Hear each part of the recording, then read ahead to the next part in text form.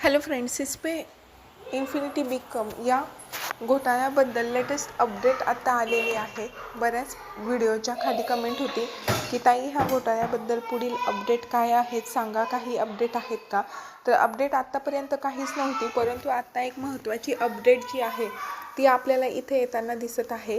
ती महत्त्वाची अपडेट म्हणजे आपल्याला सर्वांनाच माहिती आहे की नवनाथ अवताडे जे या सिस्पे इन्फिनिटी बिकन ज्यांच्या चेहऱ्याकडे बघून सर्वांनी पैसे गुंतवले होते, तर त्यांना दुबईमधनं अटक करण्यात आलेली आहे। आपल्या सगळ्यांनाच माहिती आहे की ज्यावेळेस हा घोटाळा झाला त्यावेळेस जे नवनाथ अवताडे आहेत, अगस्त मिश्रा आहेत, जे ह्याचे सूत्रधार होते 4-5, ते सगळे दुबईमध्ये परदेशामध्ये ह्यांनी पलायन केलेलं होतं।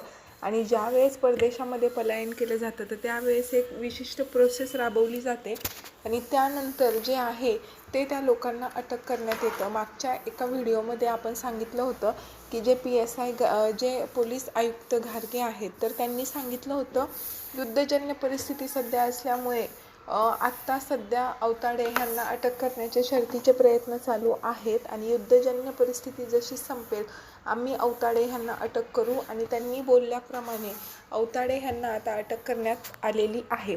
तर आता जे इन्फिनिट बिकम घोटाळ्यातील मुख्य आरोपी म्हणून नवनाथ अवताडे ह्यांचं नाव होतं आणि त्यांना दुबईमधनं आता अटक करण्यात आलेली आहे। तर नवनाथ अवताडे यांनाच अटक करण्यात आल्यामुळे जे गुंतवणूकदार होते, ज्यांचे पैसे याच्यामध्ये गुंतवले गेले होते, ज्यांची फसवणूक झाली होती, त्यांच्यामध्ये आशेचे वातावरण निर्माण झालेले आहे आणि आता यांना अटक तर झालेलीच आहे। आणि आता पुढे काय? तर सर्वात प्रथम तर नवनाथ अवताडे ह्यांना भारतामध्ये आणण्याची प्रक्रिया चालू करण्यात आलेली आहे आणि लवकरच त्यांना भारतामध्ये आणलं जाईल। त्यानंतर न्यायालयीन सुनावणी वगैरे ह्या सगळ्या प्रक्रिया पार पाडल्या जातील आणि त्यानंतर निकाल दिला जाईल। आता नवनाथ अवताडे हे आरोपी आहेतच, हे आपल्याला हे माहितीच आहे। त्याचबरोबर जे फ्रीज केलेले पैसे होते, तर ते फ्रीज केलेले पैसेसुद्धा गुंतवणूकदारांना परत देण्याबाबत पोलीस कर्तव्यदक्ष आहेत असं ते वेळोवेळी पत्रकार परिषद घेऊन सांगत असतात। आता इन्फिनिटी बिकम घोटाळा नक्की काय आहे? तर इन्फिनिटी बिकम घोटाळा हा सर्वात प्रथम सिस्पे नावाने बहुचर्चित होता आणि हा घोटाळा असा आहे की याच्यामध्ये गुंतवणूकदारांना 10% प्रतिमाह असा परतावा मिळेल असं आमिष दाखवून पैसे गुंतवण्यास प्रवृत्त केलेले होतं आणि भरपूर लोकांनी यामध्ये पैसे गुंतवले। याच्यामध्ये MF होते, ABP मेंबर होते, ते असे वेगवेगळे मेंबर्स होते आणि हे जे स्टार हायरार्ची एक प्रकारे यांची होती की आपण मेंबर्स जोडत जायचे, त्यांचं कमिशन मग आपल्याला मिळणार, अशा पद्धतीची हायरार्ची यांची होती। जे MF होते त्यांना टार्गेट पूर्ण केल्यानंतर फॉरेन ट्रिप इन्फिनिटी बिकम या माध्यमातून दिली जात होती। त्यांना फॉरेनचे तिकीट्स वगैरे दिले जात होते, त्यांचा फॉरेनचा खर्च केला जात होता आणि त्यांना फॉरेन ट्रिप ह्या फ्री दिल्या जायच्या विथ फॅमिली। तर अशा पद्धतीनं हा घोटाळा होता। याच्यामध्ये जर समजा एखाद्या व्यक्तीने पैसे गुंतवले आणि ज्या एजंटमार्फत हे पैसे गुंतवले आहेत त्या एजंटला त्या गुंतवलेल्या रकमेच्या 2% किंवा 1% असं कमिशन मिळत होतं।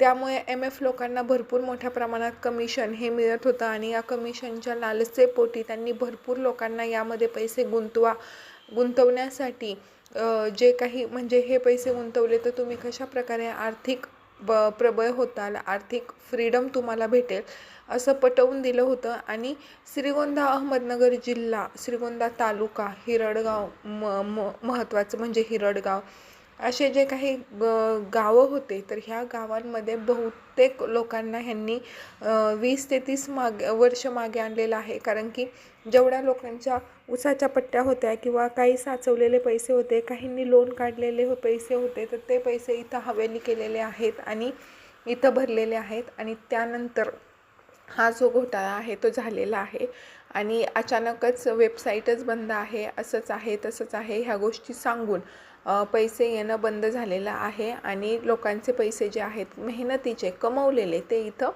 कुठेतरी गेलेले आहेत। तर तुम्हालासुद्धा या इन्फिनिटी बिकम घोटाळ्याबाबत काही माहिती आहे का आणि तुमचं काय प्रतिक्रिया आहे या घोटाळ्याबाबत? नक्की खाली कमेंट करून सांगा आणि व्हिडिओ आवडला असेल तर प्लीज लाईक करा, चॅनलला सबस्क्राईब करा।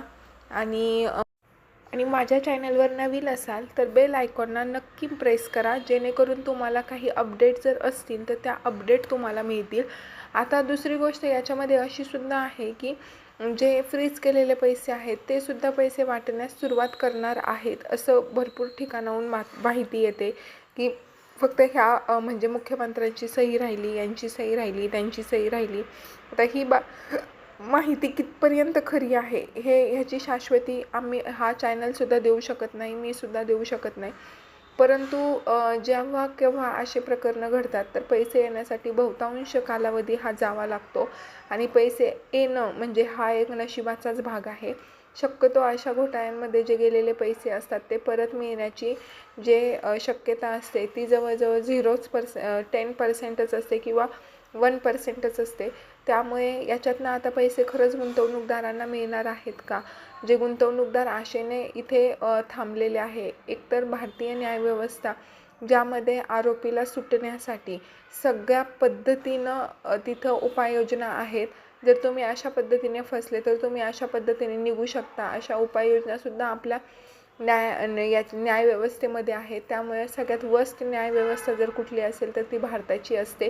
त्यामुळे आरोपींना सहज पळवाटा ह्या इथं भेटत असतात आणि त्यांना सहज कशा पद्धतीने आपण याच्यातनं निघू शकतो हे आधीच माहीत असतं आणि त्यामुळेच अशा पद्धतीचे घोटाळे करण्यासाठी वाईट कृत्य करण्यासाठी भारतीय लोक अजिबात घाबरत नाही. त्यामुळे आता सर्वसामान्यांना इथून न्याय मिळेल की नाही याची गॅरंटी मात्र काही नाही आहे. परंतु आत्ताची मोठी अपडेट हीच आहे की नवनाथ औताडे यांना दुबईमधनं अटक करण्यात आलेली आहे. या संपूर्ण प्रकरणाबाबत तुमचं काय मत आहे ते खाली कमेंट करून नक्की तुमची प्रतिक्रिया सांगा. व्हिडिओ आवडला असेलच तर नक्कीच लाईक करा. थँक्यू.